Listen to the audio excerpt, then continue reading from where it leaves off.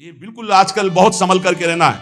आज अक्षय तृतीया तुम्हें जगह जगह हलवा पूरी सब बटते मिलेगा। वो उसमें सत्संग अगर याद हो तो याद है सत्संग, बहुत कुछ बटेगा कि तुमको क्या लेना है, राधा नाम या ठंडाई या हलवा।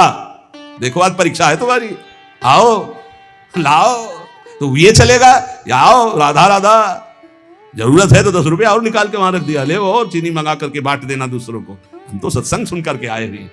अक्षय तृतीया आज उपवास करेंगे, आज पानी भी दूसरे के द्वारा नहीं दिया पिएंगे। सुना, सब रास्ते वो बताए और बचने के भी रास्ते बताए। आज है अक्षय तृतीया, आज करो उपवास।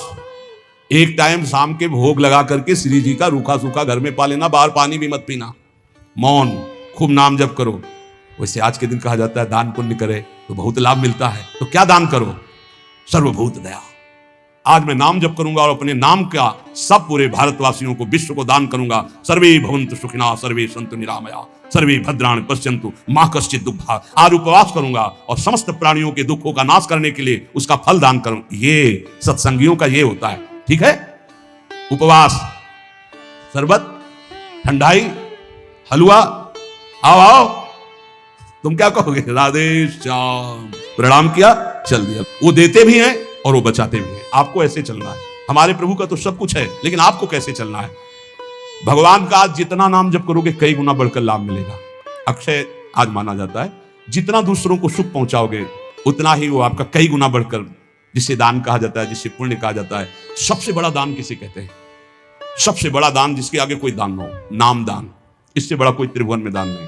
खूब कीर्तन जोर जोर से, परिक्रमा मार्ग में चल रहे हो, कीर्तन करते हुए हजारों के कानों में पड़ रहा, बहुत बड़ा दान हो रहा है। या नाम जप करके दूसरे को, इससे बड़ा कोई दान नहीं है। और सब दानों का कोई खास हमारे दिमाग में महत्व नहीं है। श्रवणम कीर्तनम ध्यानम हरे अद्भुत कर्मणाम। भगवान की लीला का दूसरों को श्रवण कराने को कहा गया है। भूरिदा जनाओ, सबसे बड़े दानी जो भगवत चरित्र गान, भगवान नाम कीर्तन सुनाते, भगवत ध्यान में लगाते हैं।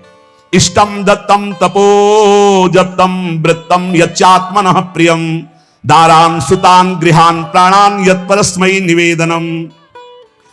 जो यज्ञ है, दान है, तपस्या है, अथवा जप है, सदाचार पालन है, स्त्री पुत्र घर मकान, जो भी आपके पास प्राण धन जो भी है, सब का सब भगवान के चरणों में समर्पित कर दे। इसका फल होता है भगवत प्राप्ति। भगवान के चरणों में समर्पित कर दे, इसका मतलब क्या होता है?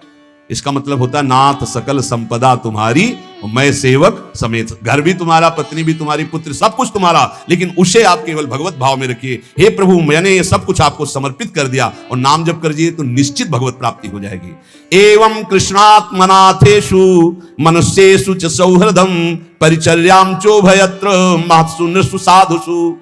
जिन संत पुरुषों ने सच्चिदानंद स्वरूप भगवान श्री कृष्ण का साक्षात्कार कर लिया है अपने हृदयेश्वर के रूप में, ऐसे संतों का संग करे और समस्त प्राणियों पर सेवा करे। समस्त प्राणियों में विशेषकर मनुष्यों की, मनुष्यों में विशेषकर परोपकारी सज्जनों की, और सज्जनों में भी भगवत प्रेमी महात्माओं की यदि सेवा मिल जाए तो निश्चित भगवत प्राप्ति हो जाए। आज भगवान को चंदन अर्पित किया जाता है। प्रियालाल को आज चंदन चर्चित किया जाता है अक्षय तृतीया को। तो सबसे बड़ी शीतलता प्रदान करने वाली होती भजन वृत्ति। हमारी तो आंतरिक बात यह कि खूब आज भजन करो, उसका दान करो, तो उसका कई गुना फल कर आपको लाभ मिलेगा। पूरे विश्व को दान करो। जितना आज भजन करो, उसके बाद कहो हे प्रभु, पूरे विश्व स्वरूप में आप हो, आपको ये भजन देते हैं, सबका मंगल हो, सब निरोग हो, सब सुखी हो। वो जाएगा और कई गुना बढ़ करके पूरे विश्व का सुकृत लेकर आपके पास आएगा। इसलिए भगवत प्राप्ति होती है उन संतों को जो अपने लिए भजन न करके जगत के लिए भजन करते हैं। पर इसके लिए हिम्मत चाहिए। बोले सुबह से उपवास के भजन हम कर रहे हैं, हम पूरे संसार को भजन दे दें। तो जब आप पूरे संसार को देंगे तो पूरे संसार का सुकृत आपके पास लौट करके आएगा। तो आप बहुत बड़े सुकृतवान, बहुत बड़े कृपा पात्र हो जाएंगे। परस्परानुकथनम पावनम भगवद्यशः मिथोरतिर्मियस्तुष्टिर निवृत्तिर्मिथ आत्मनः। जब कभी वार्ता करो तो बैठकर प्रभु की चर्चा ही करो। परस्परानुकथनम पावनम भगवद्यशः, भगवत यश के बीच में हमारी जबान रहे।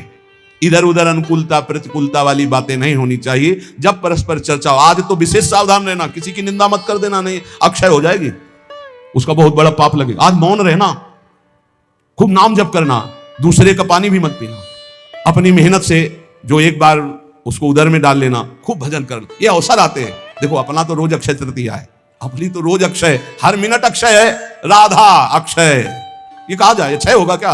हर समय अक्षय है। लेकिन ये हम उनके लिए कह रहे हैं जो संसार मार्ग के प्रति कभी कभी वृंदावन आए, कभी कभी ऐसे पावन तिथि पर्वों पर सौभाग्य मिलता है। किसी का मत खाना, किसी के भी द्वारा मत पीना कोई भी पदार्थ देने पर। बिहारी जी के मंदिर में, राधा वल्लभ जी के मंदिर में जो मिले वो किनका ले लेना। और परिक्रमा लगाओ वृंदावन की, गिरिराज जी की लगाओ, जितनी तुम में सामर्थ हो। यमुना किनारे बैठकर नाम जप करो, वाणी जी का गायन करो, दूसरों की सेवा करो, मौन हो जाओ, एकांत, अपराध न बनने पाए। यही उठाते हैं जीवन को, यही लौकिक पौरलौकिक सब सिद्धियां संपत्तियां प्राप्त कराते हैं। इसलिए परस्पर अगर कोई बात भी करो तो भगवत चर्चा करो। जो भगवत चर्चा करने में संतुष्ट रहता है उसे भागवतिक कृपा से अनुपम शांति प्राप्त होती है। बोले शांति कैसे मिलेगी? भगवत चर्चा करो, शांति मिल जाएगी।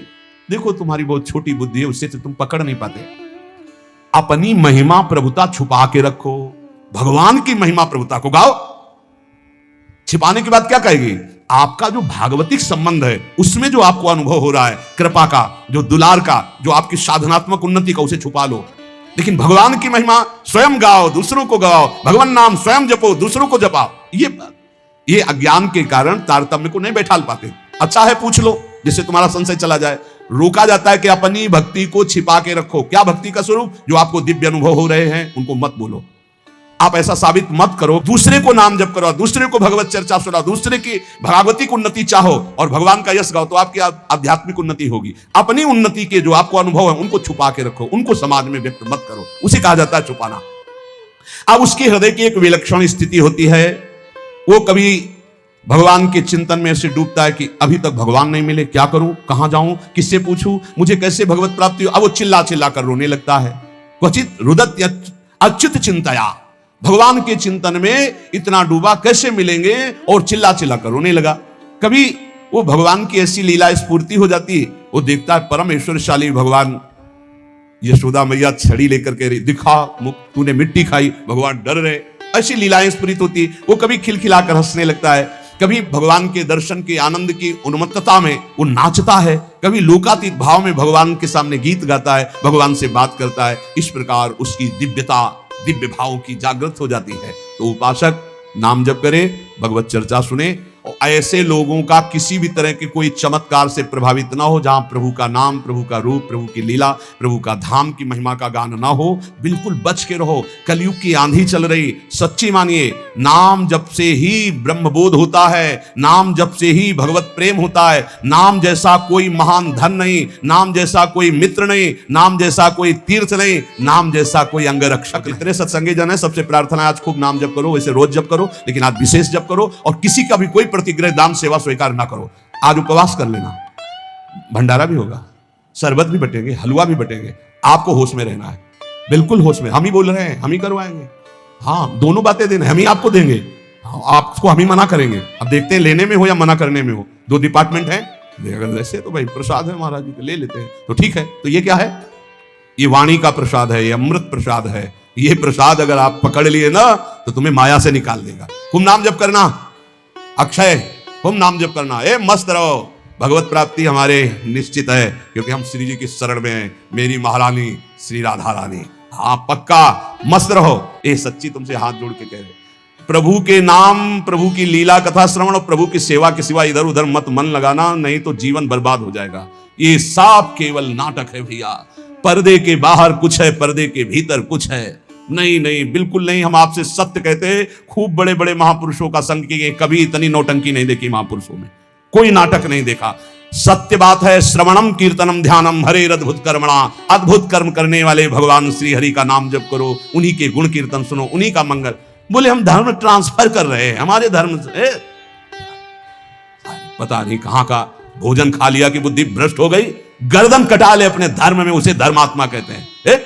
बोले हमारे को सुख नहीं मिला, इसलिए हम वहां कुछ किलो चावल मिल गए, कुछ रुपया मिल गए, कुछ पैसा मिल गए, और तुम बोलने लगे कि हम अमुक धर्मावलंबी हो गए, हम अपने सनातन पद्धति को छोड़ दिया। कभी जिंदगी में ऐसे नहीं। गर्दन कटवा दे, धर्म का स्वरूप समझो, तब भगवान प्रसन्न होते हैं। अपने धर्म के लिए सर्वस्व। क्या जानते हो हमारे सनातन धर्म को? हमारा सनातन धर्म आकाश की तरह है, हमारा सनातन धर्म वायु की तरह है जो सबका पोषण करता है। हमारा सनातन धर्म पृथ्वी की तरह है, चाहे जितना अपमान करो तुम्हारा मंगल ही करेगा। क्या जानते हैं सनातन को? केवल वासनाओं को जाना, इधर उधर धनंगते घूम रहे हो।